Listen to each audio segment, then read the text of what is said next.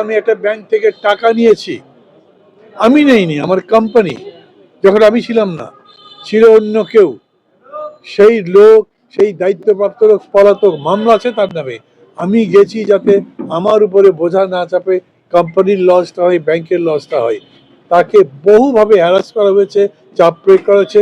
সেই কাহিনী আমি বলছি না আপনাদের কাছে, ওটা একটা লম্বা ইতিহাস। সমস্ত প্রশ্নের জবাব দেওয়া হয়েছে, সেগুলোও তোলা হয়েছে। তারপরে এমন এমন বিষয় তোলা হয়েছে এবং যার ভিত্তিতে বগুড়াতে আমাকে বৈধ প্রার্থী হিসেবে বাতিল করা হয়েছে, সেগুলো খুবই সিলি ট্রিফলিং ব্যাপার, যেগুলো অত বড় ধরবার মতো নয়। আইন অনুযায়ী গ্রাহ্য হতে পারে না। আমার সঙ্গে আমার আইনজীবী আছেন, যিনি সুপ্রিম কোর্ট থেকে সম্পূর্ণ জায়গায় লড়েছেন, মামুন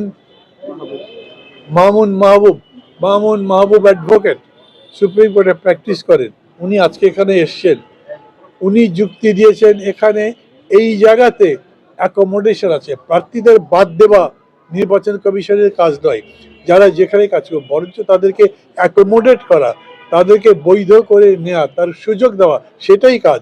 যে জন্যে এফিডেভিটও যদি ভুল হয়, কোনো একটা তথ্য দিতে ভুল হয়, সেটা অ্যাকোমোডেট করে সংশোধন করে তার নেবার ব্যবস্থা থাকে।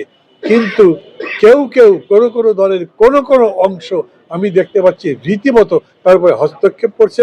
নির্বাচন কমিশনের উপরে তো বটেই, এমনকি প্রার্থীদের পর্যন্ত ধমক দিয়ে বৈধকে অবৈধ, এবং দলের লোকজন নিয়ে এসে তথাকথিত সমর্থক নিয়ে এই সমস্ত কাজকর্ম করেছে। আমি বগুড়ার ব্যাপারে বলেছি যে এতই ঠুনকো যুক্তিতে বলা হয়েছে। এখানে যেগুলো বলা হয়েছে, ধরেন আমি একটা সই করবার সময় ডেটটা ভুল হয়ে গেছে, এটা আমার ভুল, আমি স্বীকার করছি, হতেই পারে, অনেক প্রার্থীর হয়, এরকম আরও দেখেছেন। এই শুধু ভুলের ওপরে আবার প্রার্থীটা বাতিল হবে এরকম তো কোনো কথা নেই।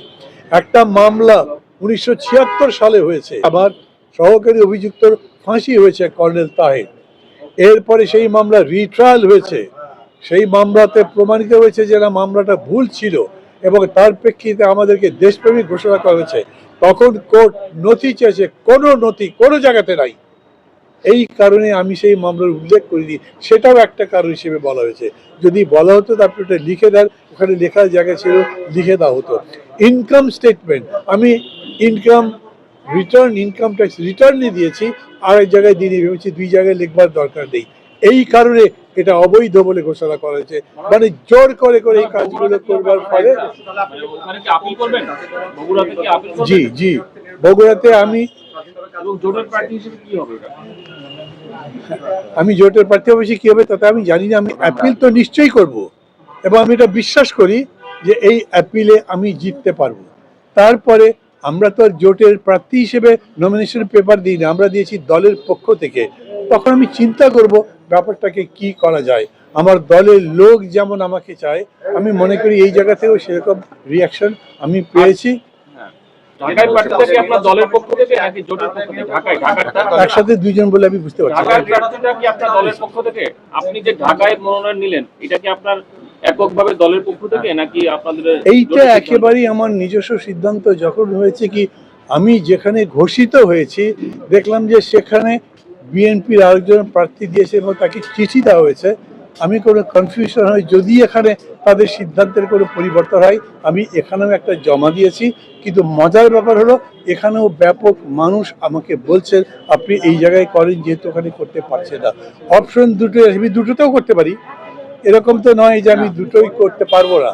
আমি দুটোই রেখেছি, তারপরে কি হয় সেটা দেখব।